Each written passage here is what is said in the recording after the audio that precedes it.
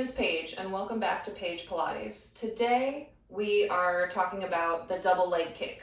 This is our second March Madness exercise tutorial, and so I'll go through what the exercise is and ways to work up to it if it's not achievable for you yet, and then ways to really deepen and maybe even advance it. So for double leg kick, it's an extension exercise, so we lay on our belly.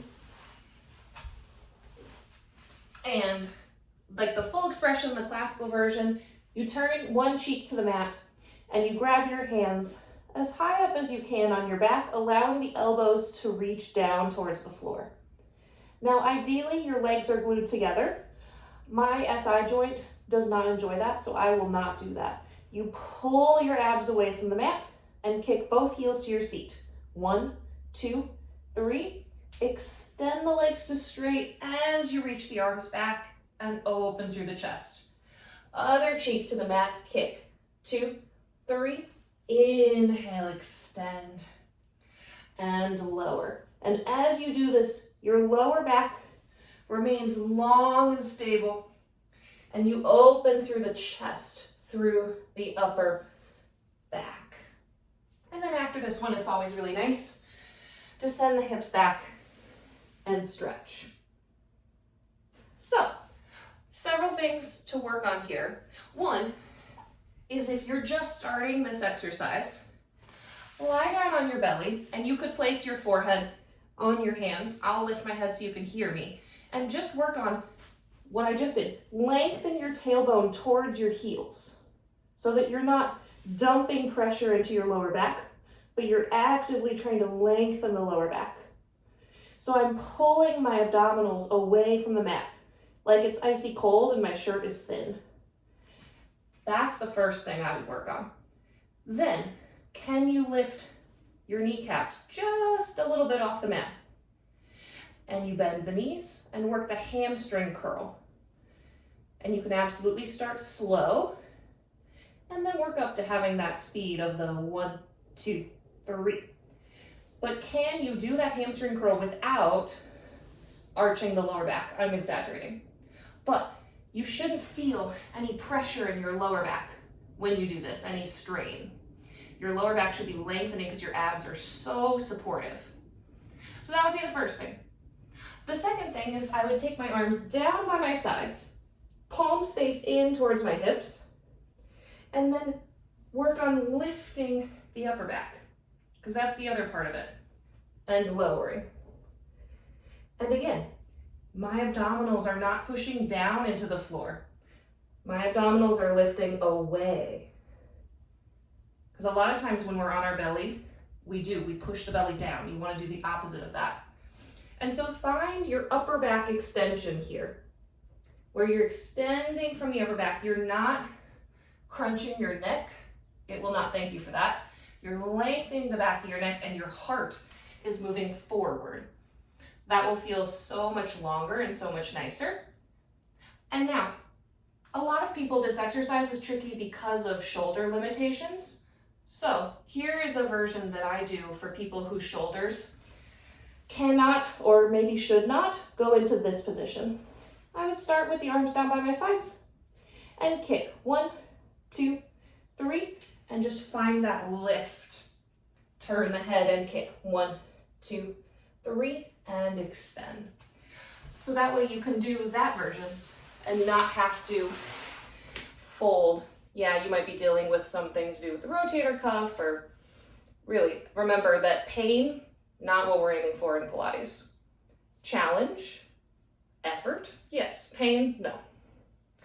And then from there, I might also grab your handy dandy magic circle. Usually I would do this standing, but that would involve moving my camera again and I don't feel like it. So I'm gonna kneel, which you could do kneeling, it's fun. You're gonna hold the circle behind your back so it will look something like this. And then I want you to squeeze the circle and release. And again, squeeze the circle. The goal is to squeeze the circle without rounding the shoulders forward or shortening in the chest. Yeah, we're trying to find that extended position that you get in the double leg stretch after the leg kicks. You extend So you could work on just squeezing the magic circle.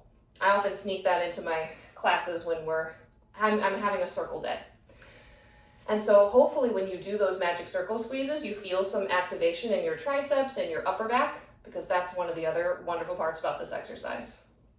I then might take the magic circle with me and do double leg kick with the magic circle.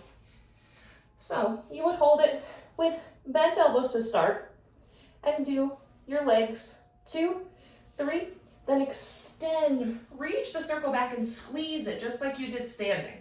Lower down and kick. 2, 3, extend and squeeze the circle. Woo! And if you were having trouble before, feeling your triceps working, you won't anymore. That one often makes me a little bit sore, which is nice, not painful. Double leg kick, I think, is one of those exercises that we need. It involves some movements that we just don't do in our regular lives. We don't open through the upper back very often. Our lives are very forward and slightly rounded, and we sit a lot. You're getting a stretch in the front of the hips. You're getting strength in your hamstrings, in your upper back. You're working your abdominals in a prone position, lying on your belly, which is always challenging. And so I always like to say babies need tummy time for development, and I personally think adults need tummy time also. We spend so much time sitting that it's so good for our bodies to be on our bellies. And so that's why in every Pilates class, you're gonna do something, hopefully several somethings, on your belly. And with my classes, you definitely do that. So I like to use the magic circle to maybe deepen that exercise, that double leg kick, and to really feel the upper body working.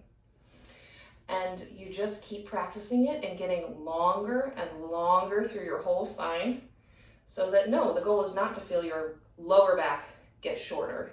That's a common issue that I hear people tell me about, and that tells me that either your abs have decided to go home for the day, or you're doing the kicks so much from your lower back and not just from your knees.